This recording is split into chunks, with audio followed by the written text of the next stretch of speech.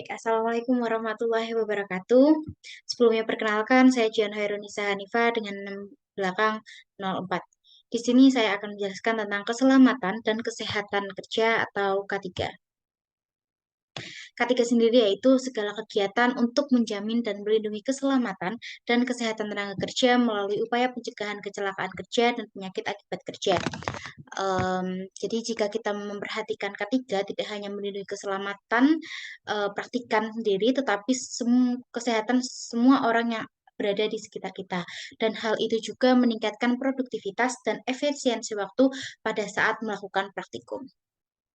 Di sini ada tujuan ketiga. Yang tujuan ketiga yang pertama adalah untuk menjamin kesehatan, keselamatan, dan kesejahteraan orang yang bekerja di laboratorium. Yang kedua ada mencegah orang lain terkena resiko terganggu kesehatannya akibat kegiatan di laboratorium. Jadi jika kita memperhatikan ketiga, tidak hanya praktikan saja yang diuntungkan, tetapi juga orang lain yang berada di sekitar laboratorium. Lalu yang ketiga ada mengontrol penyimpanan dan penggunaan bahan yang mudah terbakar dan beracun. Jadi dengan ketiga kita mengetahui bagaimana menyimpan, bagaimana menggunakan bahan-bahan kimia yang mudah terbakar atau yang beracun seperti itu. Lalu yang terakhir yaitu mengontrol pelepasan bahan bahaya seperti gas dan zat berbau ke udara sehingga tidak berdampak negatif terhadap lingkungan. Jadi tidak hanya manusianya saja, tapi juga lingkungannya ikut terjaga seperti itu. Next, yang selanjutnya ada potensi bahaya. Di sini ada bahaya fisik. Ini termasuk bahaya seperti tersandung, jatuh, terluka oleh peralatan tajam, dan terpapar panas atau dingin yang ekstrem. Lalu yang kedua ada bahaya biologis. Di sini itu bahayanya itu diakibatkan karena paparan patogen seperti bakteri, virus, dan jamur. Lalu juga ada bahaya kimia. Ini termasuk bahaya terjadi melalui kontak kulit, lalu terhirup atau tertelan. Lalu yang terakhir, yang keempat, yaitu ada bahaya radiasi. Di sini, ini termasuk bahaya paparan radiasi penion seperti sinar X dan sinar gamma. Yang selanjutnya ada pencegahan. Nah, di sini supaya hal-hal yang tidak diinginkan ini tidak terjadi, dilakukannya pencegahan yaitu dengan cara yang pertama ada selalu menggunakan alat pelindung diri atau APD yang sesuai seperti jas lab, kacamata pengaman, sarung tangan, dan sepatu tertutup. Seperti itu. Lalu yang kedua ada baca dan pahami semua prosedur keselamatan sebelum memulai percobaan. Lalu yang ketiga ada berhati-hatilah saat bekerja dengan bahan kimia dan peralatan berbahaya, karena jika tidak berhati-hati, kita ceroboh, itu dapat membahayakan diri sendiri maupun orang yang berada di sekitar kita. Lalu yang selanjutnya adalah segera bersihkan semua tumpahan dan kecelakaan. Jika bahan kimia itu tumpah atau bahan kimia itu tidak sengaja tercecer, itu segera dibersihkan karena jika tidak dibersihkan itu akan berbahaya bagi kita. Lalu yang terakhir adalah laporkan semua cedera atau paparan bahan berbahaya kepada supervisor segera. Jadi kalau semisal ada kecelakaan atau ada cedera nggak sengaja alat praktikum pecah itu dilaporkan kepada supervisor segera. Oke, next ada jenis bahan kimia.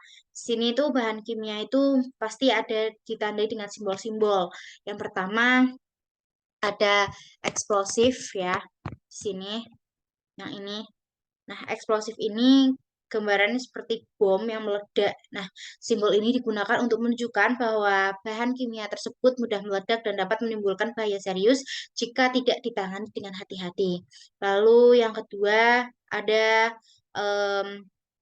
kayak lingkaran terus kayak ada api-apinya ini di atasnya itu yaitu simbol oxidizing ini di sini itu berarti bahan kimia tersebut bersifat sebagai oksidator kuat dan dapat meningkatkan intensitas api jika terpapar bahan yang mudah meledak.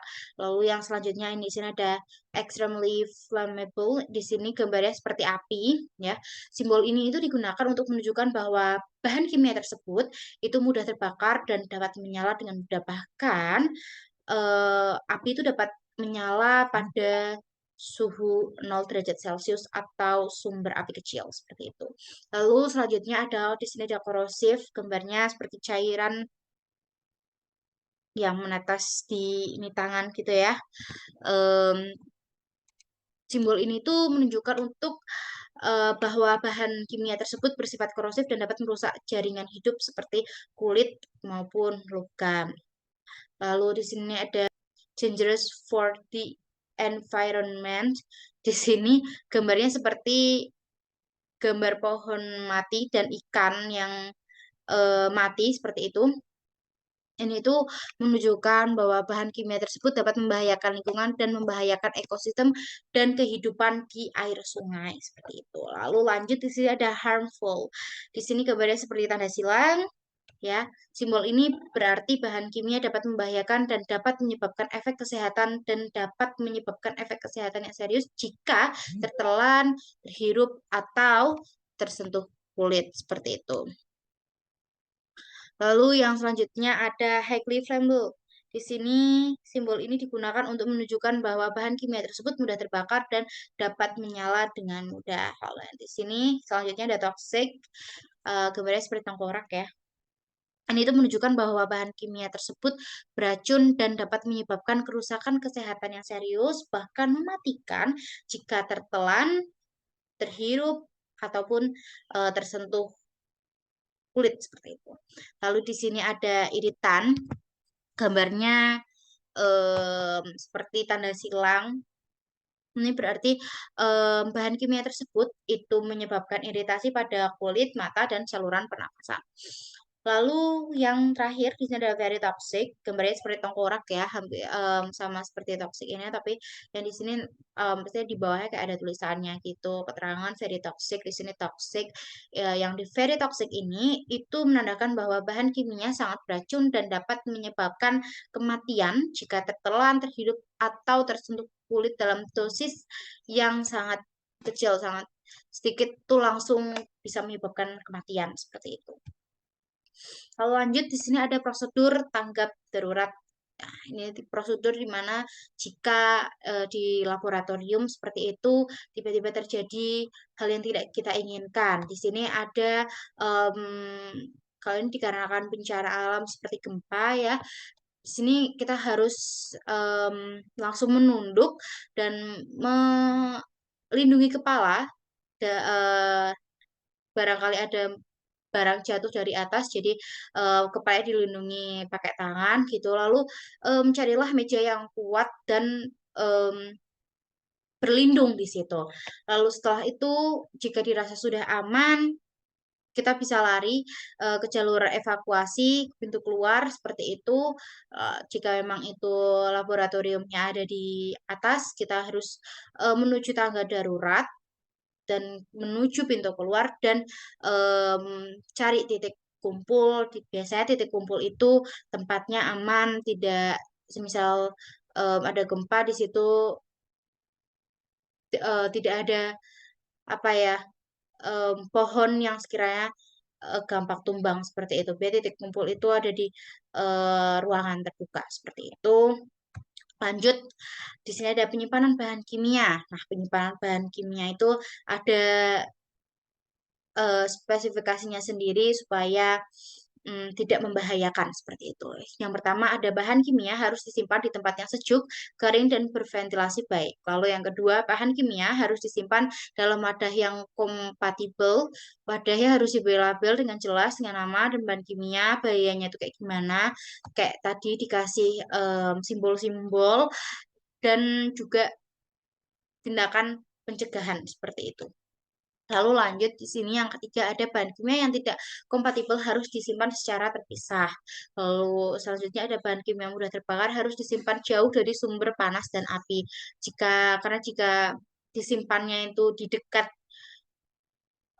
panas atau di dekat api itu gampang mudah terbakar seperti itu.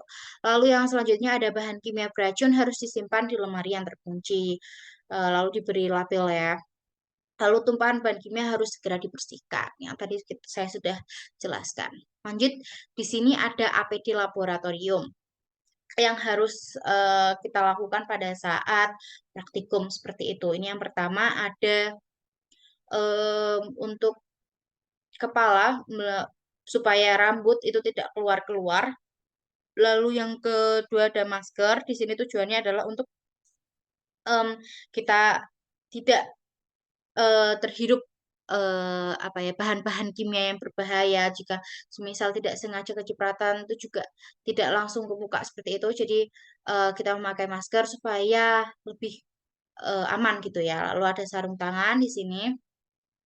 Itu untuk barangkali menggunakan bahan kimia yang berbahaya dan itu membahayakan bagi kulit. Itu yang kena adalah sarung tangan, tidak kulit kita gitu. Jadi tidak merusak apa ya kulit gitu, luka bakar ataupun apa gitu. Lalu ada jas lab di sini. Nah, di sini adalah ya untuk melindungi diri kita. Lalu yang terakhir yaitu sepatu. Sepatu harus sepatu yang tertutup, sepatu cats gitu-gitu. Tidak diperkenankan untuk menggunakan sandal jepit atau flat shoes di laboratorium. Oke, di sini ada apa aja sih yang wajib ada di laboratorium? Yang pertama yaitu di sini ada APAR. APAR tersebut wajib ada di laboratorium apabila terjadi hal-hal yang tidak diinginkan seperti kebakaran, itu langsung bisa nyemprot menggunakan APAR tersebut. Dan lalu juga ada P3K. Kotak P3K. Nah, isi kotak P3K itu ada kaca steril, perban, plester gitu ya. Plester cepat, kapas gitu.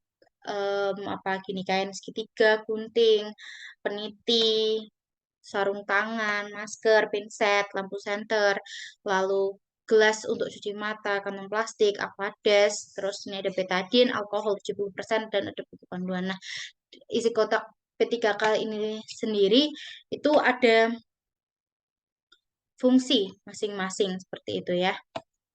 Oke, terima kasih. Di sini ada sedikit quotes. Jika Anda berpikir bahwa peraturan keselamatan kerja hanya bikin repot, coba pikirin deh gimana repotnya jika Anda mengalami kecelakaan. Seperti itu. Terima kasih. Mohon maaf apabila banyak kekurangan dalam saya menyampaikan materi. Bila kita walhidayah. Wassalamualaikum warahmatullahi wabarakatuh.